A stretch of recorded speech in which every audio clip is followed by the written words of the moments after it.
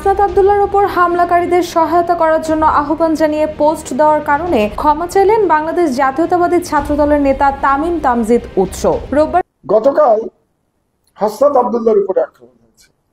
হাসনাত আব্দুল্লাহ আমাদের এই বিপ্লবের নেতৃত্ব যারা দিয়েছে তরুণরা তাদের মধ্যে একজন, এবং হাসনাত আব্দুল্লাহর উপরে যেভাবে আক্রমণ গতকাল হয়েছে, এবং এই গাজীপুরের আওয়ামী সন্ত্রাসীরাই কিন্তু হাসনাত আব্দুল্লাহর উপর হামলা করেছে।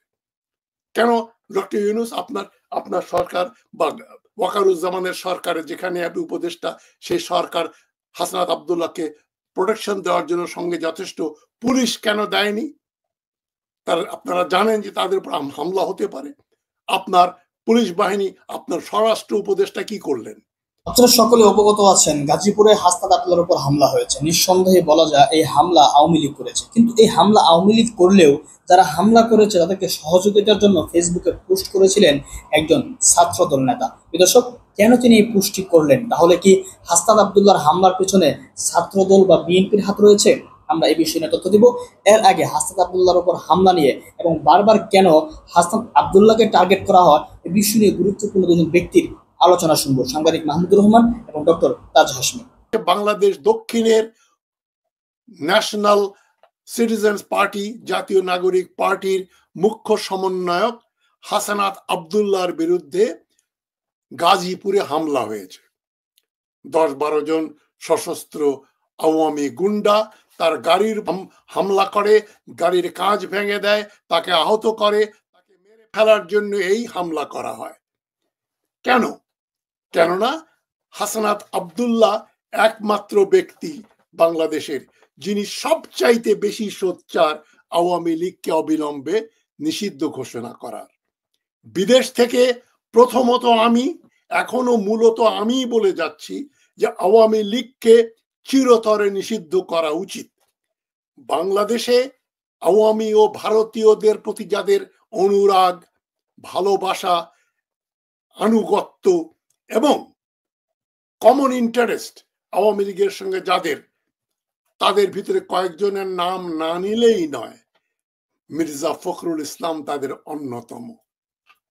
তিনি প্রকাশ্যে বলেছেন, বিএনপির আরো কিছু নেতা বলেছেন, আওয়ামী লীগ নিষিদ্ধ করা যাবে না, এদের সঙ্গে বাংলাদেশের মুক্তিযুদ্ধের নাকি একটা ঘনিষ্ঠ সম্পর্ক রয়েছে। এরা সব চুপের উস্তম, এরা সব ঘুমন্ত মির্জাফর। এই মির্জাফরদের সহায়তা পেয়েই কিন্তু এখনো আওয়ামী লীগের বড় উই কাতলাগুলো সবগুলোকে পালিয়ে যেতে সাহায্য করলো। আওয়ামী লীগের আরেকজন বড় যে বেনিফিশিয়ারি ওয়াকারুজ্জামান এবং তার সঙ্গে আরো 30-40 জন জেনারেল, প্রচুর আমলা, প্রচুর পুলিশ অফিসার, প্রচুর ব্যবসায়ী, সবগুলো বহাল তবিয়তে বসে আছে। এই যে 7-8 জনকে গ্রেপ্তার করা হয়েছে, এটা কিন্তু আমি মনে করি আওয়ামী লীগকে পুনর্বাসিত করার একটা পরিকল্পনা মাত্র। আপনারা কি মনে করেন দরবেশ বাবা বিচার হবে? সালমান রহমানের বিচার হবে? হবে না। এই যে দীপু মনির বিচার হবে? হবে না। আর যে করে আনিসুল হককে ধরেছে তার বিচার হবে? হবে না। আর ওইদিকে তো মাপ পেয়ে গেল সাবের হোসেন চৌধুরী, এদের বিচার হবে না। এদেরকে দিয়ে একটা নতুন আওয়ামী লীগ বানানো হবে, যেটা সুই হয়ে ঢুকবে, পরে বাংলাদেশকে ফুটে বেরিয়ে আসবে।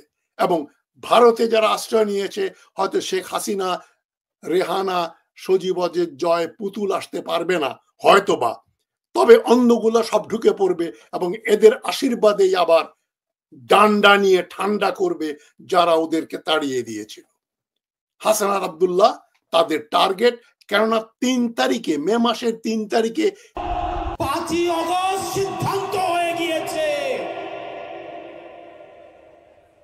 হাসিনার পুনর্বাসন, আওয়ামী লীগের পুনর্বাসনের প্রতি সারা বাংলাদেশের মানুষ রেড কার্ড দেখিয়ে দিয়েছে। 5ই আগস্ট 5ই আগস্ট আমরা সিদ্ধান্ত জানিয়ে দিয়েছি,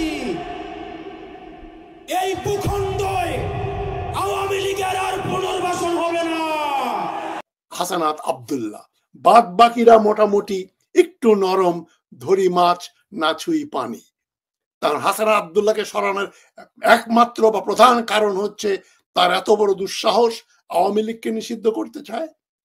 কিন্তু ডক্টর ইউনূস আপনাকে বলছি, দুটো কাজ আপনি করতে পারবেন না, জীবনেও পারবেন না। আপনি 2 বার 3 বার 50 বার জন্ম নিলেও পারবেন না। একটা হচ্ছে আরাকান আর্মির সঙ্গে যোগাযোগ করে বাংলাদেশকে আরাকানে বা মিয়ানমার সরকারের বিরুদ্ধে একটা যুদ্ধে আপনি টেনে নামাবেন। এটা যদি আপনি করেন, আপনার কি দশা হবে সেটা চিন্তা করলে আমার গা শিউরে ওঠে।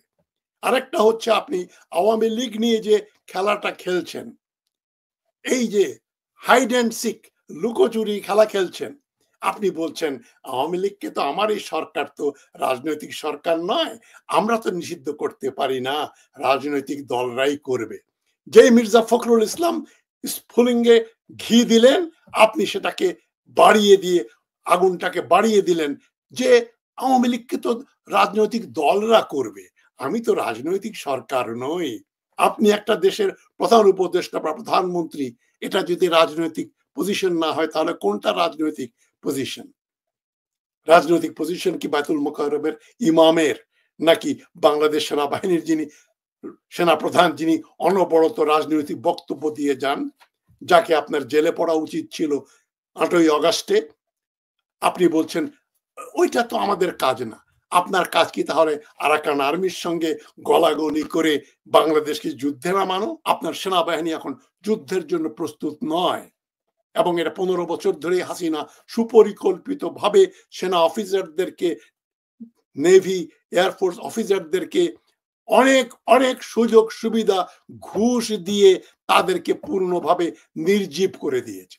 কিছু স্মল আর্মস, কালকেই তো বললেন আবার অনুষ্ঠানে ব্রিগেডিয়ার হাসান নাসির, যে স্মল আর্মস ছাড়া, মেশিন গান রাইফেল ছাড়া বাংলাদেশ সেনাবাহিনীর হাতে কোনো অস্ত্র নেই। আপনি তাদেরকে নিয়ে যুদ্ধ করাবেন, আরাকান আর্মিকে নিয়ে মিয়ানমারের বিরুদ্ধে, চীনের বিরুদ্ধে। কি হবে? চীন আপনাকে ধরবে। মিয়ানমারের যে বিরাট সেনাবাহিনী আছে, নৌবাহিনী এবং বিমান বাহিনী আছে, চীনের দরকার নেই। আর মার্কিন সেনাবাহিনী ঢোকে বের হয়ে যাওয়ার জন্য ঢোকে। ভিয়েতনামেও তারা শেষ মুহূর্তে চলে গেল, ইরাক থেকেও তাই, আফগানিস্তান থেকেও তাই। তারা যুদ্ধ করে নিজেদের দেশের মিলিটারি ইন্ডাস্ট্রিয়াল লবিকে পয়সা বানানোর সুযোগ করে দেওয়ার জন্য, যুদ্ধাস্ত্র বিক্রি করার জন্য। মার্কিন যুক্তরাষ্ট্রের কোনো নীতির জন্য মার্কিন যুক্তরাষ্ট্র গত 80 বছরে যুদ্ধ করেনি। দ্বিতীয় মহাযুদ্ধের পরে মার্কিন যুক্তরাষ্ট্র যতগুলো যুদ্ধ করেছে সবগুলোই সাম্রাজ্যবাদী এবং অনৈতিক ও বেআইনি যুদ্ধ। এখন মিয়ানমারে যে যুদ্ধের পরিকল্পনা করছে মার্কিন যুক্তরাষ্ট্র, আপনি যেখানে সায় দিচ্ছেন, আপনার সিকিউরিটি স্পেশালিস্ট ডক্টর খলিলুর রহমানকে নিয়ে এসছেন, আপনারা যে মার্কিন পন্থী যে জোট গড়ার চেষ্টা করছেন মার্কিন ও ভারতপন্থীদের নিয়ে, সেটা কি আমাদের একেবারে আমরা বুঝতে পারি না? আমি এটা জানি, এটা সম্পূর্ণভাবে আমেরিকান পরিকল্পনায়, ভারতের পরিকল্পনার একটা। আপনি সেখানে দাবার ঘুটির মতো নিজেকে ব্যবহৃত হতে দিচ্ছেন এবং বাংলাদেশের 18 কোটি মানুষকে দুর্দশায় ফেলতে আপনি দ্বিধাগ্রস্ত হচ্ছেন না। আপনিও জানেন, আমরা সবাই জানি, আর কোনো অল্টারনেটিভ নেই। আপনি ক্ষমতায় থাকুন, তবে ক্ষমতার অপব্যবহার করবেন না। জনগণের যে আস্থা সেটা ভেঙে পড়েছে, এবং জনগণের যে পেশেন্স, তাদের যে সহ্য ক্ষমতা, এটাকে আপনি টেস্ট করবেন না। তারা এখন সহ্যের বাইরে চলে যাবে, তারা কিন্তু আবার জুলাই আগস্টের মতো সবকিছু ভেঙে দিয়ে আবার বিপ্লবের রাস্তায় নামবে। আপনি 27 এই যে হাসনাত আব্দুল্লাহর উপর যে আক্রমণ হলো, এটা পূর্ব পরিকল্পিত। আমরা সবাই জানি গাজীপুর হচ্ছে আওয়ামী লীগের একটা ঘাঁটি, যেমন হাসিনার বাড়ি গোপালগঞ্জ, ঠিক একই ব্যাপার এখানে গাজীপুরে আওয়ামী লীগের সন্ত্রাসী মেয়র ছিল জাহাঙ্গীর, এবং এই গাজীপুরের মেয়রের বাহিনী কিন্তু 2023 সালের 28 অক্টোবর সুপ্রিম কোর্টের প্রধান বিচারপতির বাড়ি হামলা করেছিল বিএনপির ঘাড়ে দোষটা চাপিয়ে দেওয়ার জন্য। ওই 23 সালের 28 অক্টোবর, যেদিন কোমর ভাঙ্গা মির্জা ফখরুল ইসলাম লক্ষ লক্ষ বিএনপির কর্মী সমাবেশ থেকে পালিয়ে চলে গেলেন, সেই দিনই কিন্তু হামলা হয়েছিল প্রধান বিচারপতির বাড়িতে বিএনপিকে বদনাম করার জন্য। সেটা মেয়র জাহাঙ্গীরের কাজ।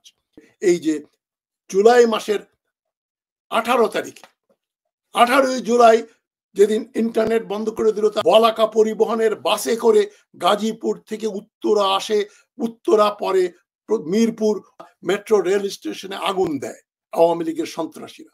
এরা সব গাজীপুরের লোক, এবং এই গাজীপুরের আওয়ামী সন্ত্রাসীরাই কিন্তু হাসনাত আব্দুল্লাহর উপর হামলা করেছে। কেন ডক্টর ইউনূস আপনার সরকার বা ওয়াকারুজ্জামানের সরকারের যেখানে আপনি উপদেষ্টা, সেই সরকার হাসনাত আব্দুল্লাহকে প্রোটেকশন দেওয়ার জন্য সঙ্গে যথেষ্ট পুলিশ কেন দেয়নি? আপনারা জানেন যে তাদের উপর হামলা হতে পারে। আপনার পুলিশ বাহিনী, আপনার স্বরাষ্ট্র উপদেষ্টা কি করলেন? তারা ভেরান্ডা বাঁধছেন। এখন ডক্টর ইউনূস ও বিএনপি দুজনেরই অনেক কিছু করণীয় আছে। ডক্টর ইউনূস, আপনি এ ধরনের পররাষ্ট্রনীতি এবং এ ধরনের স্বরাষ্ট্রনীতির থেকে আপনি সরে আসেন। আরাকান বাংলাদেশের সম্পত্তি, লুট করা হয়েছে 1784 সালে। ওটা ফিরিয়ে আনার জন্য আপনি বাংলাদেশের সেনা, নৌ ও বিমান বাহিনীকে শক্তিশালী করুন। এটাই হচ্ছে আপনার প্রধান কর্তব্য। আর আপনি আওয়ামী লীগকে যদি নিষিদ্ধ করতে না পারেন, আপনার নাকি ম্যান্ডেট নাই, তাহলে কোন ম্যান্ডেট নিয়ে আপনি আরাকান আর্মির সঙ্গে চুক্তি করে করিডোর দিচ্ছেন? মার্কিন সৈন্য এবং মার্কিন অস্ত্র আরাকানে যাবে এবং মিয়ানমারের বিরুদ্ধে যুদ্ধ করবে, এবং মিয়ানমার সেখানে হাতের উপর হাত দিয়ে বসে থাকবে। চীন আপনার গলাটা কিন্তু মটকে দেবে। আপনি চীনের অনুগ্রহের উপর বেঁচে আছেন অর্থনৈতিকভাবে। মার্কিন যুক্তরাষ্ট্র, IMF আপনাকে 2-4 বিলিয়ন দিলেও সেটা বাংলাদেশের জন্য কোনো কাজে আসবে না। চীনের সাহায্যে বাংলাদেশকে উঠতে হবে। সেই চীনকে আপনি খেপিয়ে দিচ্ছেন মার্কিন যুক্তরাষ্ট্রের পরামর্শে। দিল্লি এবং ওয়াশিংটনের পরামর্শে চলেন ডক্টর ইউনূস, এটা আমরা জানি। তবে আপনি অনেক বেশি এক্সট্রিমে চলে গেছেন। এটা কিন্তু জনসাধারণকে আমরা বুঝাবো। ইনশাল্লাহ জনগণ বুঝবে। আপনি যেটা চিন্তা করেন সেটা ওয়াশিংটনে বসে এবং দিল্লিতে বসে যে সিদ্ধান্ত হয়, সে চিন্তার প্রতিফলন ঘটে আপনার কাজকর্মে। আর দেশ এখন মার্কিন, ভারত, আওয়ামীদের দখলে, এটা আবার বলতে বাধা নেই, দুঃখ আছে, কিন্তু এটা কোনো অবাক করার কথা নয়। ওয়াকারুজ্জামান ভারতের লোক, আওয়ামী লীগের লোক। তার জেনারেলরা যারা বসে আছে, DGFI প্রধান থেকে শুরু করে BGB প্রধান, যারা সবই আওয়ামী লীগের ওই ঘরানার লোকজন। কয়েকজনকে মাত্র ধরে রাখা হয়েছে বাংলাদেশে, যাতে এদেরকে দিয়ে নতুন আওয়ামী লীগ সৃষ্টি করা যায়, অন্য কোনো উদ্দেশ্য না। এবং নতুন আওয়ামী লীগ সৃষ্টি হলেই, ইউনূস চলে গেলেই, নির্বাচন হলেই, হাসিনা ছাড়া, হয়তোবা হাসিনাও চলে আসবে, সব পই পই করে বাংলাদেশে ঢুকে পড়বে, আমরা মুখে আঙ্গুল দিয়ে বসে থাকবো। কি চাইলাম আর কি পাইলাম? বারবার কি জনতা হেরে যাবে? আপনি মনে করবেন না। 24 জুলাই আগস্টে যেটা ঘটেছে, এই ছাত্র জনতা এত সহজেই মেনে নেবে না আওয়ামী লীগকে আপনি বহাল তবিয়তে রেখে দেবেন। ওয়াকারুজ্জামান, শাহাবুদ্দিন চুপ্পুদের বহাল তবিয়তে রেখে আপনি আপনার সময় পার করবেন, NGO গ্রাম গভর্নমেন্ট চালাবেন, সেটা কিন্তু হবে না। আপনাকেই আওয়ামী লীগ নিষিদ্ধ করতে হবে। আপনি যদি আরাকানে চুক্তি করার মতো ক্ষমতা আপনার থাকে, তাহলে আওয়ামী লীগকে নিষিদ্ধ করার ক্ষমতা আপনারই আছে। আরাকান আর্মির সঙ্গে বাংলাদেশের কোন রকম দহরম মহরমের কোনো সুযোগ নেই। তবে আপনার এই সরকার, ওয়াকারুজ্জামান সরকার, আমেরিকা, ওয়াশিংটন এবং দিল্লির কথা অনুযায়ী চলে। আপনার উপদেষ্টা ডক্টর খলিলুর রহমান, যিনি একজন মার্কিন নাগরিকও বটে, মার্কিন এজেন্ডা পূরণ করার জন্যই বাংলাদেশে এসেছেন। শেষ কথা হচ্ছে, যেখানেই মার্কিন যুক্তরাষ্ট্র যাবে, সেখানেই আপনারা মনে করতে হবে ধ্বংস অনিবার্য। যে দেশ আমেরিকার যেখানে ইন্টারফেয়ার করবে, সে দেশের ভাগ্য খুবই খারাপ। আমেরিকা, ভারত এবং এই তিনটা হচ্ছে সবচেয়ে বড় যুদ্ধ অপরাধী দেশ, এবং এদের সহযোগিতায় কিন্তু হাসিনা শাসন করেছে। এবং আপনি সেই শাসন, জনগণ, ছাত্র জনতা তাদের উৎখাত করেছে, আপনি বসে আবার ওদের সঙ্গে প্যাচ আপ করার চেষ্টা করছেন সুকৌশলে। এটা কিন্তু জনগণ বোঝে এবং আমরাও বুঝি।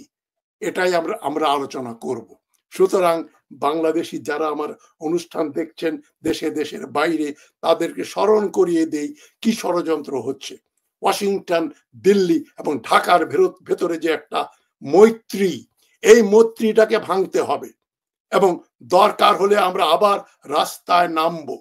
এবার শুধু লগি বৈঠা দিয়ে হবে না, অন্য কিছু ব্যবহার হলেও হতে পারে, অবাক হবেন না আপনারা। তবে সর্বাগ্রে ইউনূস সাহেবকে করতে হবে যে কাজ, আওয়ামী লীগকে আপনার নিষিদ্ধ ঘোষণা করতে হবে এবং যে সমস্ত আওয়ামী লীগদেরকে ওয়াকারুজ্জামান ছেড়ে দিয়েছে, এই অপরাধেই ওয়াকারুজ্জামানের বিচার করতে হবে, গ্রেফতার করতে হবে। সংগ্রামী অভিনন্দন গ্রহণ করুন আপনারা। গতকাল হাসনাত আব্দুল্লাহর উপরে আক্রমণ হয়েছে। হাসনাত আব্দুল্লাহ আমাদের এই বিপ্লবের নেতৃত্ব যারা দিয়েছে তরুণরা, তাদের মধ্যে একজন। এবং হাসনাত আব্দুল্লাহর উপরে যেভাবে আক্রমণ গতকাল হয়েছে, সেই একই প্রকৃতির আক্রমণ আমার বিরুদ্ধে 2018 সালে কুষ্টিয়ার আদালতে হয়েছিল। আমারটা আরো বড় আকারে হয়েছিল, সেটা আপনারা সবাই জানেন। আমি নিজের সম্পর্কে খুব বেশি কথা বলতে পছন্দ করি না, আমি ব্যক্তিগত বিষয় নিয়ে আলোচনা করি না বললেই চলে। তো হাসনাত আব্দুল্লাহর উপরে যারা আক্রমণ করেছে, যে ফ্যাসিস্টরা আক্রমণ করেছে, সেই একই ফ্যাসিস্টরা কিন্তু 2018 সালে আমার বিরুদ্ধে আদালত চত্বরে আক্রমণ করেছিল। সেদিন আমি প্রাণে বেঁচে গিয়েছিলাম। তো হাসনাত আব্দুল্লাহ তিনিও বেঁচে গেছেন গতকাল। তার মানে বোঝা যাচ্ছে যে ফ্যাসিস্ট শক্তি এখনো বাংলাদেশে আছে। তো এই ব্যর্থতা কাদের, সেটা নিয়ে আমি একটু পরে আলোচনা করব। তার আগে আমি একটি কথা বলে নিই, খুবই প্রাসঙ্গিক, খুব লম্বা করবো না আমার বক্তৃতা। যে সেদিন যে আক্রমণ হয়েছিল আমার উপরে 2018 সালে, সেই আক্রমণের প্রধান নির্দেশদাতা কে ছিলেন? তিনি ছিলেন স্বয়ং শেখ হাসিনা। এবং কেন আমি বলছি, কিভাবে বলছি, তার প্রমাণটা একটু দিয়ে দিই আপনাদেরকে। যখন আমার উপরে আক্রমণ হচ্ছিল, সেদিনও ঘটনা চক্রে আব্দুল্লাহ আমার সঙ্গে ছিলেন। তিনি লাইভ ফেসবুক করছিলেন আমার উপরে আক্রমণের সেই ছবি, যার জন্য সেটা এখনো আপনারা ইউটিউবে দেখতে পান, সেই আক্রমণের দৃশ্য। এবং আক্রমণ চলাকালীন তখন বিএনপি অফিসে, বিএনপির যে চেয়ারপারসনের অফিস গুলশানে, সেখানে সম্ভবত একটি তাদের দলীয় সভা চলছিল এবং সভায় সভাপতিত্ব করছিলেন দলটির মহাসচিব মির্জা ফখরুল আলম। তো তাকে বলা হলো যে মাহমুদুর রহমানের জীবন বিপন্ন, আপনি একটি সরকারের সাথে কথা বলে দেখেন যে তাকে অন্তত বাঁচানো যায় কিনা। তিনি তৎকালীন সেই ফ্যাসিস্ট সরকারের স্বরাষ্ট্রমন্ত্রী আসাদুজ্জামান কামালকে ফোন করেছিলেন। ফোন করে তিনি যখন বললেন যে মাহমুদুর রহমানকে কি আপনারা মেরে ফেলবেন আজকে, তাকে তো বাঁচাতে হবে, আসাদুজ্জামান কামালের জবাব ছিল, এখানে আমার কিছু করার নেই, এটা উপরের নির্দেশ। তার মানে হচ্ছে আসাদুজ্জামান কামাল, যিনি ফ্যাসিস্ট সরকারের মন্ত্রী ছিলেন, তিনি স্বীকার করে দিচ্ছেন যে আমার উপরে আক্রমণের নির্দেশদাতা ছিল স্বয়ং শেখ হাসিনা, কাজেই সেখানে আসাদুজ্জামান কামালের কিছু করার নেই।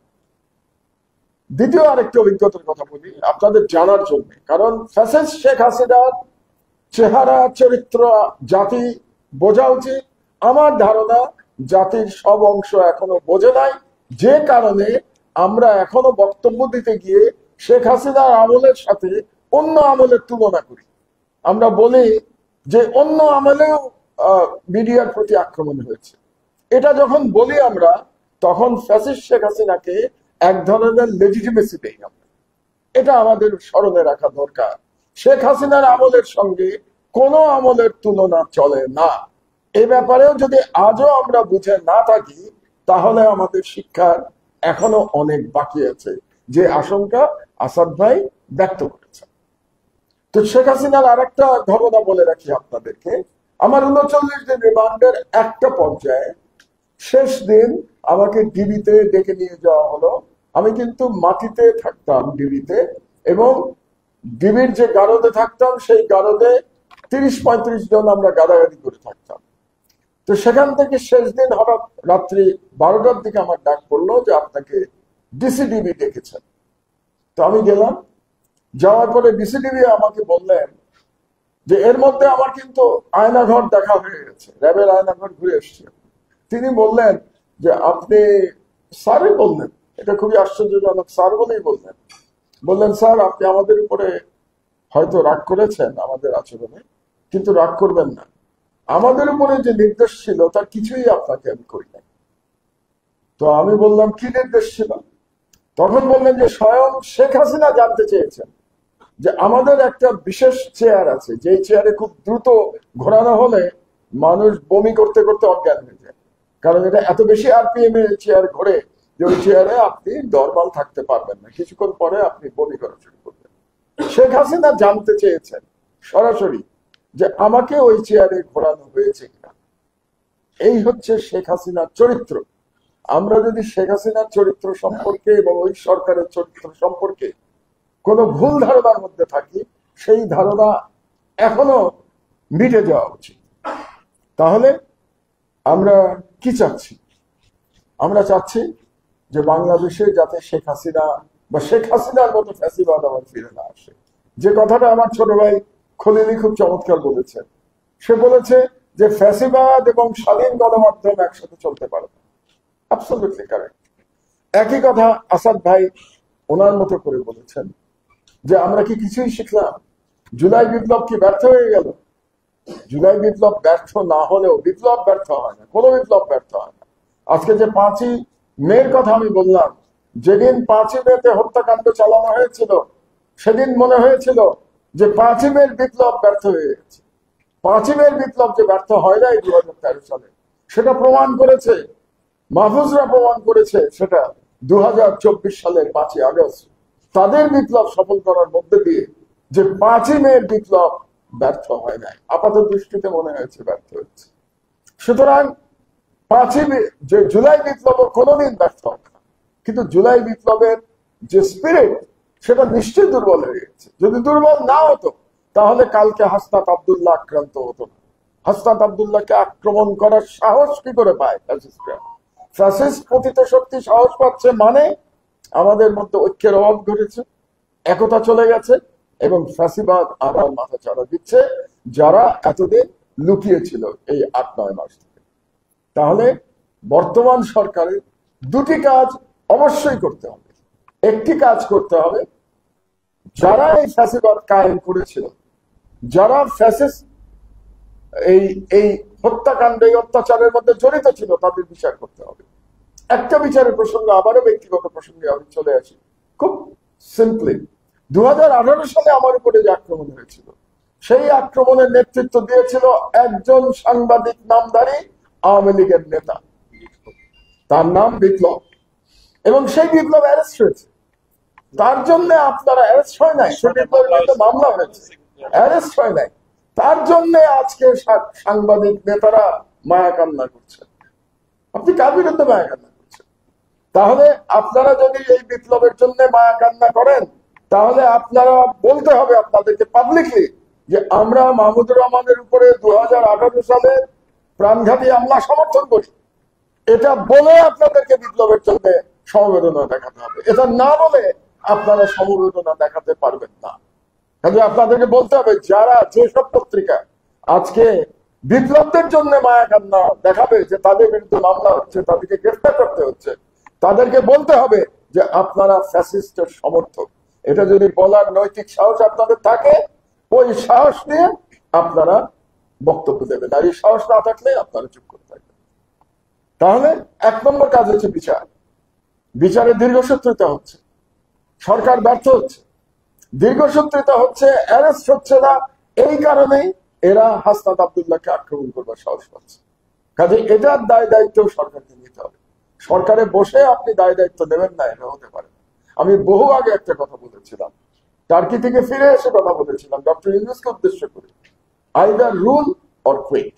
আপনি চেয়ারে বসেছেন, আপনাকে শাসন করতে হবে অথবা আপনাকে চলে যেতে হবে।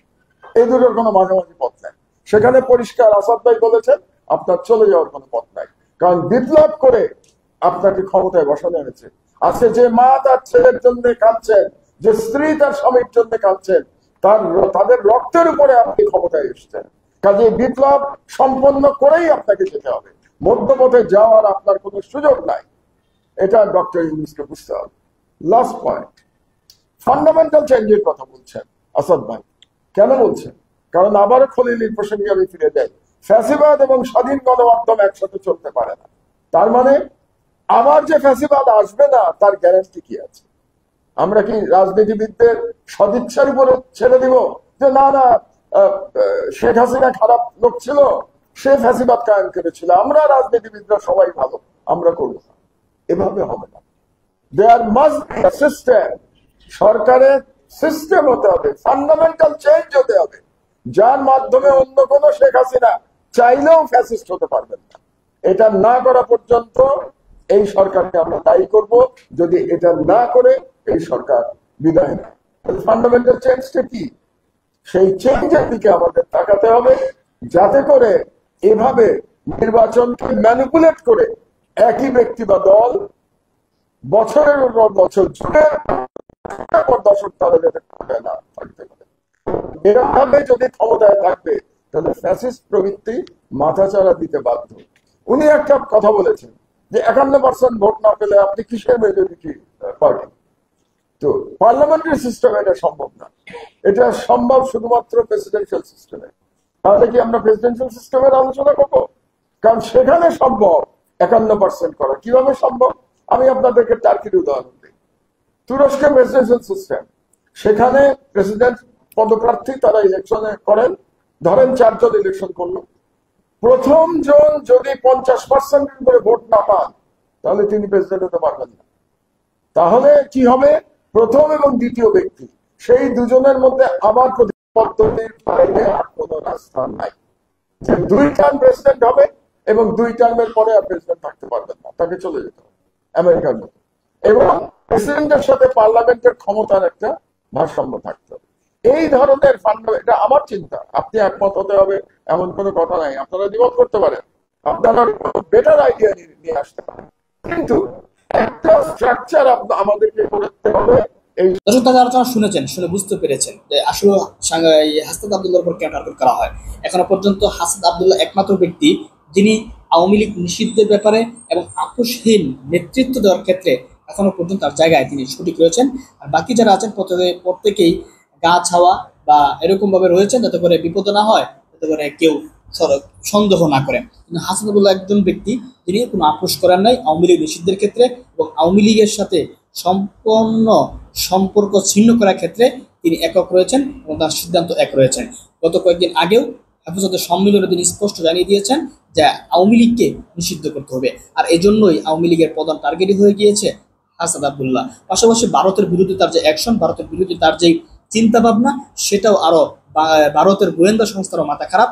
সব দিক দিয়ে মোটামুটি হাসনাতের উপর একটা বড় ধরনের খুব বা বড় ধরনের টার্গেট রয়েছে ভারতীয় গোয়েন্দা থেকে শুরু করে আওয়ামী লীগের গুন্ডাদের। এবং এই যে হামলাটা হয়েছে, শুরুতে বলেছিলাম একজন ছাত্রদল নেতা, গাজীপুরের একজন ছাত্রদল নেতা, তিনি বলেছিলেন হামলা হওয়ার সাথে যারা হামলা করেছেন তাদেরকে সহযোগিতা করার জন্য। তিনি কেন করতে বললেন? তার কোনো স্ক্রিনশট ছিল না, কিছুই না, মানে কেন তিনি বললেন? এটা সন্দেহ। তারপর আবার তিনি সেই ফেসবুক পোস্টের মাধ্যমে আবার ক্ষমা চেয়েছেন যে আমি আগে যে পোস্টটা করেছিলাম হাসনাত আব্দুল্লাহ হামলাকারীদেরকে সহায়তা করার জন্য, আমার আসলে এটা ভুল হয়েছে। হয়তো বা ভুলটা তিনি করেছেন চাপে পড়ে, ভুলটা স্বীকার করেছেন চাপে পড়ে, কিন্তু প্রথম তিনি যেই কথাটা বলেছিলেন আমার মনে হচ্ছে তিনি রাগ এবং ক্ষোভ থেকে বলেছিলেন। আর এমনও হইতে পারে তার হয়তো বা হামলাকারীদের সাথেও একটা যোগাযোগ ছিল বলে আমাদের মনে হয়। এই জন্য ওই ছাত্রদল নেতাকেও জিজ্ঞাসা করা উচিত কেন তিনি এই সাহায্যের কথা বলেছিলেন, যাতে করে যারা হামলা করেছে তাদের সাহায্য করা হয়। তাকেও জিজ্ঞাসাবাদ করলে হয়তোবা কিছু বের হয়ে আসতে পারে। কারণ হাসনাত আব্দুল্লাহ শুধুমাত্র আওয়ামী লীগের টার্গেট নয়, হাসনাত আব্দুল্লাহ এখন